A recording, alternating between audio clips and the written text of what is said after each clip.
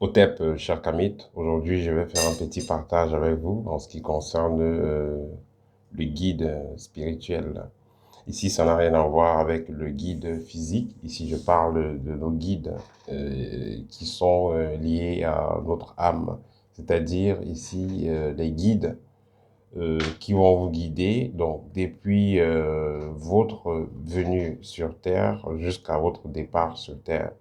Parce que déjà, pour ceux qui sont initiés, ils le savent, ils savent très bien, les initiés savent que c'est l'âme qui choisit la famille dans laquelle elle va s'incarner par rapport aux différents, par rapport à la mission de vie. Vous êtes la personne en tant qu'âme, vous êtes l'âme qui choisissez donc la famille, vos parents, euh, ceux qui vont vous assister, ceux avec qui vous aurez à échanger, ceux que vous allez rencontrer durant votre séjour sur Terre.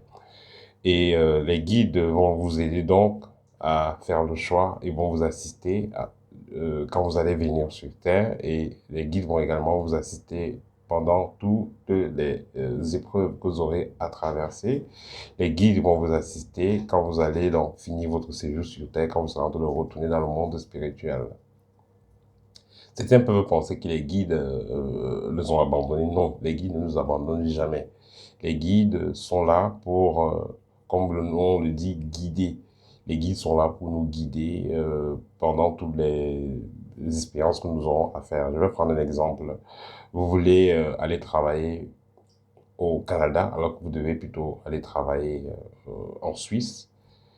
Il y aura donc des signes que les guides vont faire pour que vous compreniez que ce n'est pas la bonne voie. Et ces signes peuvent être onériques, ces signes peuvent être également énergétiques, et vous allez donc constater que par exemple, quand vous voulez faire un choix X ou Y, vous pouvez avoir les réactions physiques, c'est-à-dire que votre corps se comporte de certaine façon, certaines lourdeurs et tout ça. Vous devez comprendre que bon, il y a quelque chose qui ne veut pas que vous fassiez ceci ou cela.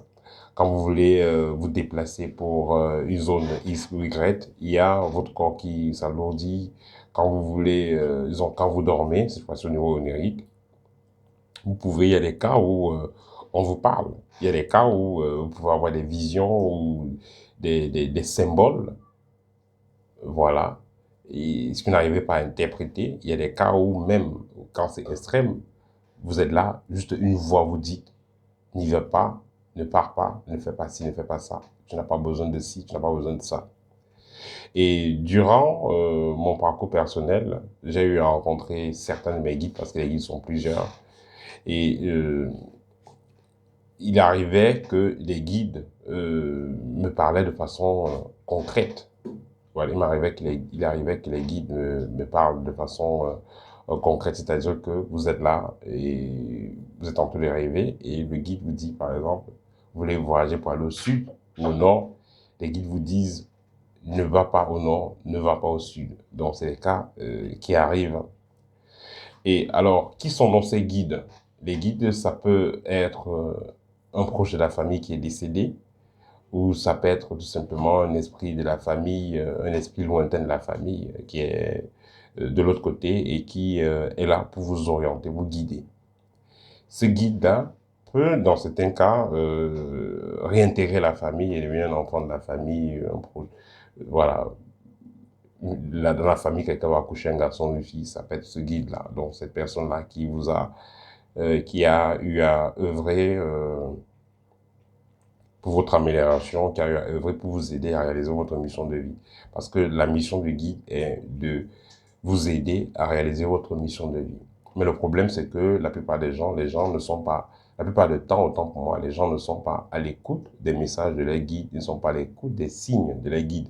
Parce que le guide ne va pas toujours parler de façon verbale dans le plan onérique. Le guide peut donc agir de façon énergétique quand vous voulez faire quelque chose. En fonction de comment vous vous sentez intérieurement, vous pouvez comprendre est-ce que vous pouvez faire la chose ou pas. Est-ce que vous pouvez faire le voyage ou pas. Donc, ça demande de la sensibilité pour mieux être à l'écoute des messages des guides. Mais également, il faudra aussi que vous soyez vous ayez une certaine fréquence. Parce que si vous avez une fréquence qui est toujours basse, parce que vous mangez n'importe quoi, buvez n'importe quoi, ça pourrait faire en sorte que, voilà, vous n'arrivez pas vraiment à capter, à interférer. Vous n'avez pas normalement interféré avec vos guides et voilà, et vous pensez qu'ils vous ont abandonné. Ce qu'il faudrait savoir, c'est que quand vous êtes en résonance vibratoire avec vos guides, parce que vous avez un taux vibratoire adéquat, automatiquement, vous attirez facilement ce que vous voulez et la vie est plus facile pour vous. Mais quand vous êtes euh, vous avez des vibrations basses, vous êtes automatiquement en décadence vibratoire avec vos guides et tout devient difficile pour vous. Vous allez aller à contresens et la vie sera de plus en plus difficile pour vous parce que justement, vous tournez le dos à vos guides par la façon que par votre consommation, par vos actions, par votre taux vibratoire tout simplement. Alors, quelle est donc la différence voilà, quelle est donc la différence quelle est la différence entre vos guides et les esprits serviteurs? La différence entre vos guides et les esprits serviteurs, c'est que les guides vont vous aider sans contrepartie, sans vous imposer quelque chose, à part le fait d'évoluer vous-même, à part le fait d'avoir une vibration haute. Donc les guides ne vous demandent rien de spécial.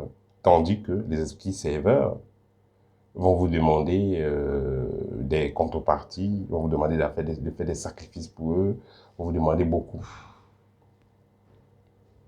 Vous allez donc voir les gens qui vont aller faire des pactes avec les esprits pour que ces esprits-là les servent avec des génies et tout ça.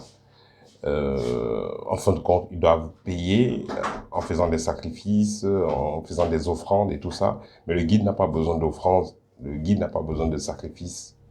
Voilà, le guide, tout ce qu'il a besoin, c'est que vous soyez dans une haute vibration, une vibration qui permet à ce guide d'interférer avec vous.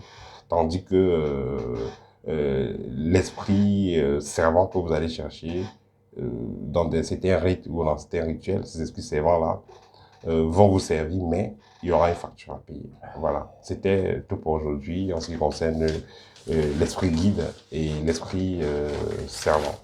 Au TEP et à très bientôt. Si vous avez une question, si vous avez besoin d'une consultation, n'hésitez pas. À bientôt.